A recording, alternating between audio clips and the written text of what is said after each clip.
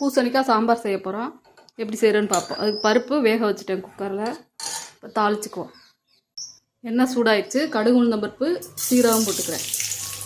காஞ்ச மிளகா ஒன்று போட்டுக்கிறேன். சின்ன வெங்காயம் முழுசாக ஒரு 5-6 போட்டுக்கிறேன். வதங்கட்டும். கருவேப்பிலை போட்டுக்கிறேன். தக்காளி போட்டுக்கிறேன். ஒரு தக்காளி நறுக்கி வச்சுருக்கேன். பெருங்காய பொடி கொஞ்சம் போட்டுக்கிறேன்.